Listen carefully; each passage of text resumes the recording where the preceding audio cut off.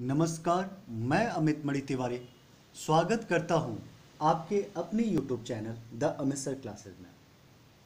आप लोगों को मैं बता दूं कि आज मैं 1857 की क्रांति का जो पार्ट है ये अंतिम पार्ट है, चौथा पार्ट है। इसके बाद कई लोगों ने ज्योग्राफी के बारे में डिमांड किया है, तो मैं नेक्स्ट जो क्लास है कल से मैं ज्योग्राफी स्टार्ट करूंगा और इंडियन ज्योग्राफी। ठीक है, बीच बीच में मैं हिस्ट्री भी डालता रहूँगा, लेकिन फाइनली मैं इंडियन ज्योग्राफी एकदम स्टार्ट करूँगा और अच्छे से स्टार्ट करूँगा। देखिए, ब्लैक बोर्ड की सॉरी वाइट बोर्ड की जो है अभी लॉकडाउन की वजह से व्यवस्था नहीं हो पा रही है। इस कारण मुझे थोड़ी सी समस्या हो रही हैं नोट्स पे पढ़ाने पे, लेकिन फिर भी मैं कोशिश कर रहा हूँ कि मैं बेस्ट रूप से आपको दे पाऊँ।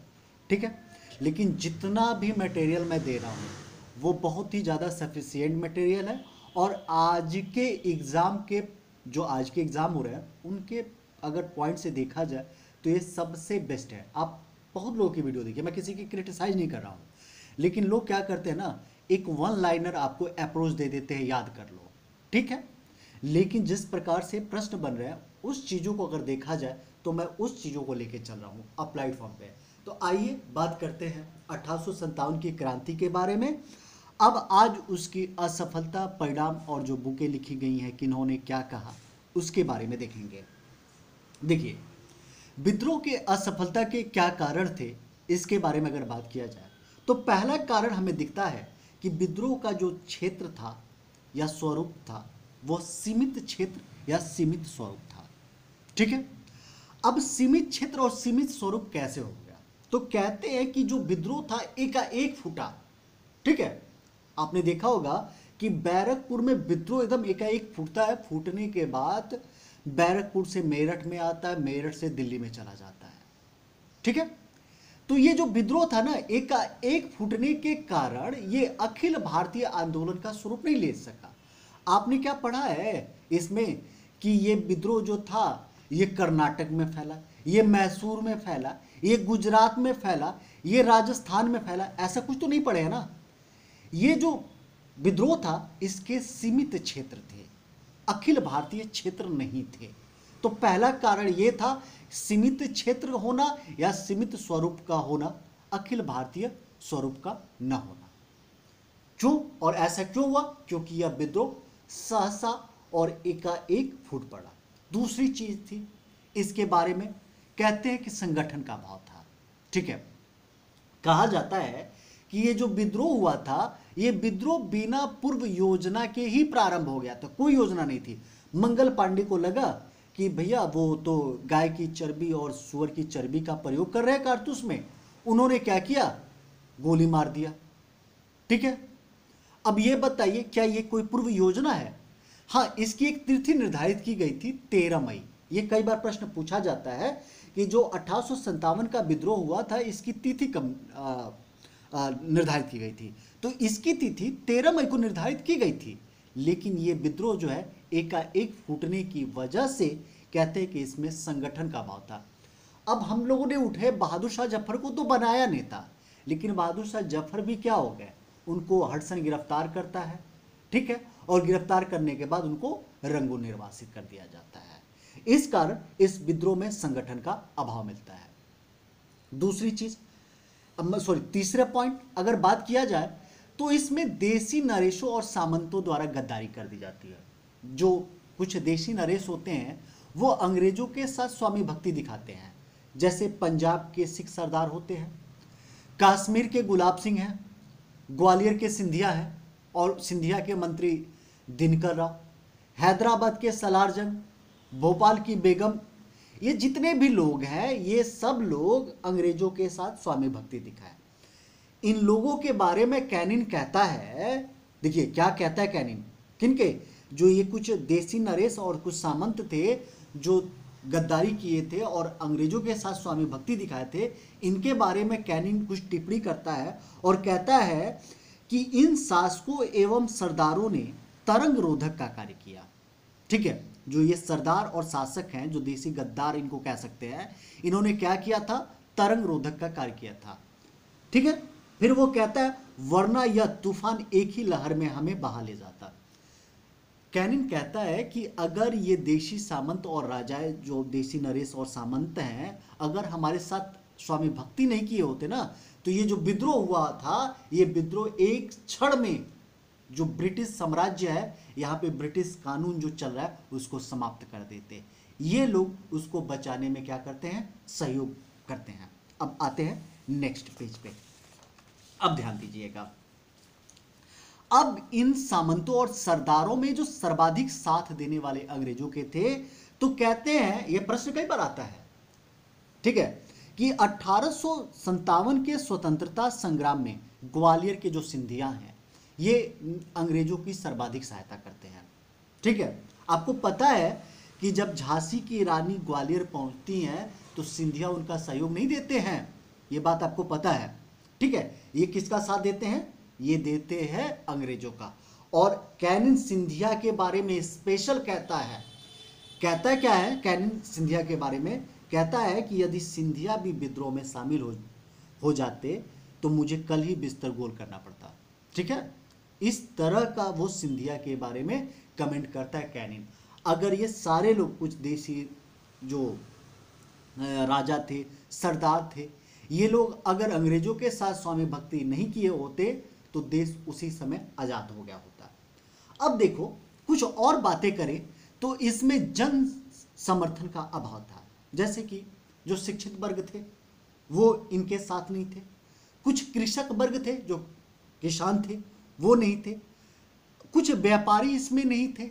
ठीक है, यानी कहा जाए तो इसमें शिक्षक वर्ग, ठीक है, शिक्षक वर्ग मतलब शिक्षित वर्ग, कृषक वर्ग और कुछ व्यापारी इसमें भाग नहीं लेते हैं। यहां तक कि कहा जाता है कि जब पंजाब जब के साइड में, राजस्थान के साइड में जब अंग्रेज विजित करके आए तो शिक्षित वर्ग और व्यापारी उनके ऊपर फूल माला अर्पण किए थे। इस तरह की घटनाएं मिलती है देखने को।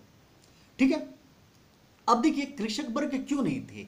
अब आपको पता होना चाहिए कि कृषक वर्ग इस कारण नहीं थे क्योंकि आप जो कुछ इसमें जमींदार भी भाग ले लिए थे। जैसे आपको याद होगा कि कुंवर सिंह, ठीक है, औवा के ठाकुर सिंह, ये लोग जमींदार थे ना। और जमींदार करते क्या थे कि जो किसान थे उनके शोषण ही तो करते थे। इस कारण कृषक वर्ग इसमें शामिल नहीं हुआ। ठीक है, लेकिन खेतिहर मजदूर शामिल हुआ था, यह बात ध्यान में रखे रहिएगा। अब आपको मैं बताऊंगा भी कि खेतिहर मजदूर कौन होते हैं और कृषक कौन होते हैं। ठीक है, तो खेतिहर मजदूर ने इसमें भाग लिए थे पर कृषक वर्ग भाग नहीं लिए थे। आपको ये दो कंफ्यूजन करेगा कि खेतिहर मजदूर कौन है और कृषक कौन है। तो देखिए, जिनकी जमीन होती है वो कृषक कहलाते हैं, किसान कहलाते हैं। अब किसान क्या करेंगे, अकेले तो खेतीबाड़ी का काम नहीं करेंगे ना, उसमें कुछ वर्कर लगाएंगे, उन वर्कर को कहते हैं खेतिहर मजदूर। ठीक है, जो क्या किया जाता है, उनको वैगेज दिया जाता है, सैलरी देके या दिहाड़ी देकर एक दिन का जो पैसा होता है उनको दे दिया जाता है। जैसे धान की रोपाई करनी है तो धान की रोपाई जिसके खेत में हो रही है, जिसका खेत है वो कृषक है, और जो रोप रहा है वो खेतिहर मजदूर है। ठीक है, तो खेतिहर मजदूर ने इसमें भाग लिया था, लेकिन कृषक जो थे वो भाग नहीं लिए थे क्योंकि कृषक को लगान देना पड़ता था, खेतिहर मजदूर को नहीं। इस बात को ध्यान में रखे रहिएगा। नेक्स्ट अगर बात किया जाए तो कहा जाता है कि इसमें उद्देश्यों की अस्पष्टता था। अब आपको पता है कि जितने भी लोग लड़ रहे थे इस युद्ध में, सब अपने अपने व्यक्तिगत हितों से प्रेरित थे। आइए मैं बात करता हूं। नाना साहब अपने पेंशन के लिए, बेगम हजरत महल ब्रिजेश कादरी के लिए, झांसी की रानी अपने बेटे दामोदर राव के लिए, ये सारे लोग जो थे ये अपने व्यक्तिगत हितों के लिए लड़ रहे थे। इसलिए इसमें कहते कि उद्देश्यों का अभाव था। ठीक है, अब देखिए नेक्स्ट बात किया जाए तो इसमें सीमित साधन थे। जैसे कि मान लीजिए कि इनके जो हथियार थे वो परंपरागत हथियार थे। ठीक है, यानी ऐसे हथियार थे कि जो अंग्रेजों के सामने नहीं टिक पाते थे। अब परंपरागत हथियार का मतलब क्या होता है? परंपरागत हथियार का मतलब होता है तलवार, भाले, तीर धनुष। ठीक है, लेकिन अंग्रेजों के पास गोले बारूद और बंदूक थे, ठीक है ना। तो उनके पास परंपरागत नहीं थे, उनके पास, अंग्रेजों के पास आधुनिक थे, जबकि जो देसी लोग थे उनके पास परंपरागत हथियार थे। इस कारण ये क्या होता है, असफल हो जाता है। आइए थोड़ा सा क्वेश्चन करते हैं, पहले जरा ध्यान दीजिएगा। अब देखिए, इसके बारे में कहा जाता है कि निम्नलिखित वर्गों में से किसने 1857 के विद्रोह में भाग नहीं लिया। देखिए, पहला, खेतिहर मजदूर ने क्या भाग लिया था, कृषक वर्ग, दूसरा साहूकार, तीसरा कृषक वर्ग और चौथा जमींदार, ठीक है। तो कौन कौन इसमें भाग नहीं लिया था, ठीक है, कौन कौन भाग नहीं लिया था। तो आपको मैं बता दूं, इसमें पॉइंट गलत हो गए हैं, ठीक है। कृषक वर्ग भाग नहीं लिया था, आपको यह बात पता है, और साहूकार भी भाग नहीं लिए थे। साहूकार भाई जो बिजनेसमैन है, अभी बताया था ना, व्यापारी, वही साहूकार होते हैं, ये भाग नहीं लिए थे। कृषक, साहूकार और शिक्षित वर्ग, तीन वर्ग आप याद कर लीजिएगा, ये भाग नहीं लिए थे। जबकि खेतिहर मजदूर भाग लिए थे जमींदार, जैसे अवा के ठाकुर सिंह और जगदीशपुर के कुंवर सिंह, बाबू कुंवर सिंह, ये जमींदार थे, इन लोगों ने भाग लिया था। तो यहाँ पे ऑप्शन मैंने गलत कर दिया है, तो आप इसको यहाँ पे देख लीजिएगा, ये कृषक वर्ग और साहूकार भाग नहीं लेते हैं। अब आइए यहाँ पे चलते हैं, निम्नलिखित कथनों पर विचार कीजिए। कह रहा है, कथन का है कि 1857 के प्रथम स्वतंत्रता संग्राम ब्रिटिश सरकार से स्वतंत्रता प्राप्त करने में असफल रहा। ये कारण है, कथन है। कारण क्या कह रहा है, बहादुर शाह जफर के नेतृत्व को जन सहयोग नहीं मिला था और अधिकांश रियासतों के शासक उनका साथ देने से इंकार कर दिए थे। अब जानते हो, ये बात हकीकत है, बहादुर शाह जफर को जन सहयोग पूरा नहीं मिला था, और यहां तक कि जो देसी रियासत के शासक थे वो लोग भी इनका साथ नहीं दिए थे, जिस कारण यह 1857 की क्रांति जो थी वो असफल हो गई थी। इस हिसाब से आप देखिएगा, क्या इसमें क्योंकि शब्द बन रहा है, ये दोनों सही है, ठीक है, लेकिन अगर क्योंकि बन रहा है तो कथन कारण का स्पष्ट करेगा। तो चलिए देखते हैं। 1857 के प्रथम स्वतंत्रता संग्राम ब्रिटिश सरकार से स्वतंत्रता प्राप्त करने में असफल रहा, क्योंकि बहादुर शाह जफर के नेतृत्व को जन सहयोग नहीं मिला था और अधिकांश रियासतों के शासक उनका साथ देने से कतरा गए। तो यहां पे क्योंकि फिट कर गया है, तो ये क्या हो गया, ये आंसर सही हो गया। अब आइए नेक्स्ट बढ़ते हैं। अब देखिए इसके क्या परिणाम हुए, इस परिणामों पे चर्चा करते हैं, ठीक है, परिणाम पे हम चर्चा करते हैं। तो देखिएगा इसके परिणाम क्या निकलते हैं। तो 1857 में, ये कई बार प्रश्न पूछा गया और ये राजस्थान पीसीएस में पूछा गया प्रश्न है। 1857 में कैनिंग ने क्या किया था, जो 3 प्रेसिडेंसियां थी ना, बॉम्बे प्रेसिडेंसी, ये बॉम्बे प्रेसिडेंसी है ना, ठीक है, मद्रास प्रेसिडेंसी ये है ना, कलकत्ता प्रेसिडेंसी ये है ना, ये जो 3 प्रेसिडेंसियां हैं, इन तीनों प्रेसिडेंसियां में क्या किया गया, विश्वविद्यालय की स्थापना की गई। बॉम्बे विश्वविद्यालय, मद्रास विश्वविद्यालय और कलकत्ता विश्वविद्यालय। ये प्रश्न पूछा गया है, ठीक है। आप अगर घटना चक्र पढ़ रहे हैं तो ऐसा नहीं है कि ये प्रश्न घटना चक्र में मिलेगा, आप कई अगर पेपर सेट सॉल्व कर रहे हैं ना, तब जाके ये प्रश्न मिलेगा। तो 1857 में 3 विश्वविद्यालय की स्थापना कैनिंग द्वारा की जाती है, जो कि बॉम्बे विश्वविद्यालय, मद्रास विश्वविद्यालय और कलकत्ता विश्वविद्यालय की स्थापना की जाती है, और ये तीनों है, तीनों प्रेसिडेंसियों में। अब देखिए इसी समय 1857 के समय महारानी जो विक्टोरिया होती हैं वो घोषणा पत्र जारी करती हैं, क्योंकि 1857 की क्रांति ने एक काम तो किया ही था कि जो ब्रिटिश साम्राज्य था उसको इसने हिला के रख दिया था, ठीक है। तो कैनिंग का जो घोषणा पत्र था वो 1 नवंबर 1858 को, ठीक है, लॉर्ड कैनिंग इलाहाबाद के मिंटो पार्क में पढ़ते हैं। कहां पे पढ़ते हैं, कई बार प्रश्न आया है, ऐसे ही पूछा गया है कि महारानी विक्टोरिया का घोषणा पत्र कब पढ़ा गया, 1 नवंबर 1858 को। किसने पढ़ा, लॉर्ड कैनिंग ने। कहां पे पढ़ा, इलाहाबाद में। कौन से पार्क में, मिंटो पार्क में, ठीक है। अब यहां पे ये घोषणा पत्र पढ़ते हैं। अब घोषणा पत्र में क्या क्या बातें कही गई थी, वो किस किस चीजों को पढ़ते हैं, जरा देखिएगा।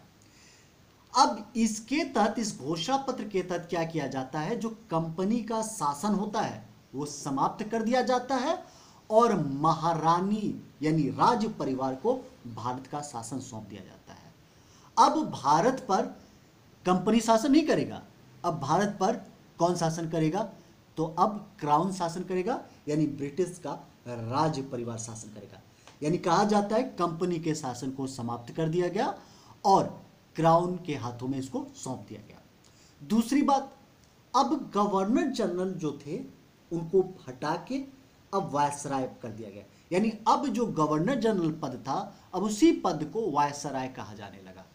थोड़ा सा मैं बता दूं कि ये गवर्नर जनरल क्या थे और वायसराय क्या थे। दोनों एक ही व्यक्ति हुआ करते थे, लेकिन थोड़ा सा डिफरेंट था। गवर्नर जनरल कहा जाए तो जिसके पास निर्णय लेने की क्षमता व्यक्तिगत होती थी वो गवर्नर जनरल होता था, और वायसराय उसे कहते हैं कि जो किसी के प्रतिनिधि के रूप में कार्य करे। अब वायसराय क्राउन के यानी ब्रिटिश राज परिवार के प्रतिनिधि के रूप में कार्य करते थे, वो वायसराय कहलाते थे। अब जो कैनिंग थे, कैनिंग 1 नवंबर 1858 से क्या हो गए, अंतिम गवर्नर जनरल बन गए और प्रथम वायसराय बन गए। ठीक है, साथ ही साथ काम क्या किया गया, लॉर्ड डलहौजी की हड़प नीति को भी त्याग किया गया कि अब जो लॉर्ड डलहौजी है उनकी जो हड़प नीति है कि जिनके अपने दत्तक पुत्र होंगे वो राज्य, उनका राज हड़प लिया जाएगा, अब ऐसा नहीं है। साथ ही साथ जो देशी रियासत है, यानी हड़प नीति समाप्त और देशी रियासतों की स्थिति को पूर्वतः कर दिया गया। ये था घोषणा पत्र के कुछ कहानी। अब आगे बढ़ते, अभी घोषणा पत्र में अभी क्या क्या दिया गया है देखिएगा। अब घोषणा पत्र के तहत ही एक क्या किया जाता है, एक पील आयोग का गठन किया जाता है। कौन से आयोग का, पील आयोग। और पील आयोग का जो गठन होता है ये फाइनली उस लिए गठन किया जाता है रेजिमेंट के गठन करने के लिए, कि जो अब सैनिक होंगे उन सैनिकों को किन आधारों पे गठन किया जाए। ठीक है, रेजिमेंट के गठन के लिए पील आयोग का गठन किया जाता है। पील आयोग क्या करता है, जो अब रेजिमेंट के गठन की बात करता है उनको 3 भागों में विभाजित कर देता है। कहता है अब इनको आप जाति के आधार पर बांट दो, जो सैनिक होंगे जाति के आधार पर बांटो, समुदाय के आधार पर बांटो और धर्म के आधार पर बांटो। ये पील आयोग 3 आधारों पर रेजिमेंट के गठन की बात करता है। ठीक है, अब कहा जाता है 1857 से पूर्व जो भारतीय सैनिक थे उनकी संख्या थी 2,38,000। ठीक है, और यूरोपियन जो सैनिकों की संख्या थी ये संख्या थी 45,000। यहां पे आ जाइएगा, ये मैं थोड़ा सा गलत कर दिया हूं, 45,000 थी। ठीक है, अब क्या किया गया, कहा गया कि अब 2,38,000 से भारतीय सैनिकों की संख्या घटा के 1,40,000 कर दी गई, और यूरोपीय सैनिकों की संख्या क्या किया गया, इनको 45,000 से बढ़ाकर 65,000 कर दिया गया। ठीक है, इस हिसाब से जो इनका रेशियो था, जो 1857 की क्रांति से पूर्व इनका रेशियो था, तो भारतीय जहां 5 हुआ करते थे वहां यूरोपीय सैनिक 1 हुआ करते थे। अब बंगाल में इनका रेशियो 2:1 कर दिया गया। बंगाल जो प्रेसिडेंसी थी वहां पे 2:1 कर दिया गया, यानी 2 क्या होंगे, भारतीय सैनिक होंगे तो 1 क्या होंगे, यूरोपीय सैनिक होंगे। जरा देख लीजिए, ये हो गए 1,40,000 भारतीय सैनिक तो 65,000 यूरोपीय सैनिक, लगभग 2 का अंतर है, यानी ये 2 गुना है 65 के। ठीक है, मद्रास में और बंबई में ये रेशियो, जो मद्रास और बंबई, ये हमने प्रेसिडेंसी बनाया था ना, ऐसे इस प्रकार जो प्रेसिडेंसी था ये था बॉम्बे प्रेसिडेंसी, मद्रास प्रेसिडेंसी और ये कलकत्ता प्रेसिडेंसी। यहाँ पे 3 संबंध 1, यहाँ पे 3 संबंध 1 और यहाँ पे 2 संबंध 1, यानी मद्रास और बॉम्बे में जो सैनिक होंगे भारतीय 3 होंगे तो यूरोपियन 1 होंगे, यानी 3 संबंध 1 का कर दिया गया। ठीक है, साथ ही साथ अब विद्रोह के बाद सरकार ने सिपाहियों के चयन के लिए कुछ नियम लगाए और इन्होंने कहा कि अब हम क्या करेंगे, गोरखा से, सिख से और पंजाब प्रांत से इन सैनिकों का चुनाव करेंगे। इससे पूर्व जो सैनिक थे वो अवध, बंगाल, बिहार से थे और सबसे ज्यादा अवध के सैनिक थे। ठीक है, तो अब इन्होंने क्या किया, गोरखा से भी सैनिक लेना स्टार्ट कर दिया, सिख से भी सैनिक लेना स्टार्ट कर दिया, और पंजाब प्रांत से भी सैनिक लेना स्टार्ट कर दिया। साथ ही साथ एक नए पद का गठन हुआ जिसे भारत राज्य सचिव कहा गया। अब भारत राज्य सचिव को सहायता और सलाह देने के लिए 15 सदस्यीय मंत्री परिषद का गठन किया गया। ठीक है, कितने सदस्य? 15 सदस्य। इन 15 सदस्यीय मंत्री परिषद में से 8 जो मंत्री होंगे उनका गठन सरकार करेगी और 7 का कोर्ट ऑफ डायरेक्टर गठन करेगा। ये था हमारे परिणाम। ठीक है, अब बात करते हैं इसके स्वरूप कैसे थे। बहुत अच्छे। देखिए, इनके स्वरूप के रूप में इनको 2 भागों में डिवाइड कर दिया गया कि कौन इसके बारे में ब्रॉड लेवल में कह रहा है, कौन नैरो लेवल में कह रहा है। देखिए, LER रीच इसे कहते हैं कि धर्मांधों का ईसाइयों के विरुद्ध युद्ध था। यानी इनका कहने का मतलब है LER रीच का कि ये जो विद्रोह है ये धर्मांध मतलब कि अन्य जो यहाँ के धर्मक लोग हैं वो इन ईसाइयों के विरुद्ध युद्ध किए हैं। TR होम्स कहते हैं बर्बरता तथा सभ्यता के बीच युद्ध, यानी भारतीयों को बर्बर बताते हैं और यूरोपियन को सभ्य बताते हैं और कहते हैं कि इनके बीच का ये युद्ध था। ठीक है, अब देखो, सर जेम्स आउट्रम और W टेलर क्या कहते हैं, हिंदू मुस्लिम षड्यंत्र। ये कहते हैं कि ये जो विद्रोह था ये कुछ और नहीं था, ये हिंदू मुस्लिम षड्यंत्र था। RC मजूमदार को क्या किया जाता है, जो 1857 की इतिहास लिखने की बात की जाती है, लेकिन इनकी सरकार से अनबन हो जाती है और अनबन के कारण ये क्या करते हैं, ये जो 1857 के इतिहास है उस इतिहास को RC मजूमदार नहीं लिखते हैं। ठीक है, और ये कहते हैं अपनी पुस्तक the sepoy mutiny and rebellion of 1857 में बताते हैं कि यह न तो प्रथम, न राष्ट्रीय, न ही स्वतंत्रता संग्राम है। ठीक है ना, RC मजूमदार इसको क्या कहते हैं, ये कोई प्रथम नहीं है, न ही ये राष्ट्रीय और न ही ये स्वतंत्रता संग्राम है। यहां तक कि लॉरेंस और सीले इसे सैनिक विद्रोह बोलते हैं। ठीक है, तो ये हो गए कुछ नैरो माइंडेड लोगों जो इसे क्या बताते हैं, विद्रोह बताते हैं। कुछ लोग इसे क्रांति बताते हैं, और क्रांति बताने में BD सावरकर हैं। BD सावरकर को आप जानते होंगे, बहुत चर्चाओं में है, इनके से क्वेश्चन आ सकता है। तो BD सावरकर की पुस्तक होती है the Indian war of independence 1857। इसमें ये बताते हैं यह प्रथम स्वतंत्रता संग्राम व सुनियोजित स्वतंत्रता संग्राम था। कौन बताता है, BD सावरकर बताते हैं। ठीक है, फिर अब लास्ट एंड लिस्ट, उसके बाद देखिएगा, अब कहा जाता है कि इसे राष्ट्रीय विद्रोह के रूप में बेंजामिन डिज़राइल, ये ब्रिटेन के नेता होते हैं बेंजामिन डिज़राइल, इसे राष्ट्रीय विद्रोह कहते हैं, और साथ ही साथ अशोक मेहता भी इसे राष्ट्रीय विद्रोह कहते हैं। अब एक है सुरेंद्र नाथ सेन, जिसे हम SN सेन के नाम से जानते हैं। ठीक है, अब यही भारतीय इतिहासकार बनते हैं 1857 की, और ये पुस्तक लिखते हैं 1857। ठीक है ना, 1857 कई बार आता है। 1857 किसने लिखा था, तो सुरेंद्रनाथ बनर्जी। धन्यवाद। नेक्स्ट क्लास मैं आ रहा हूँ ज्योग्राफी को लेके। ठीक है ना।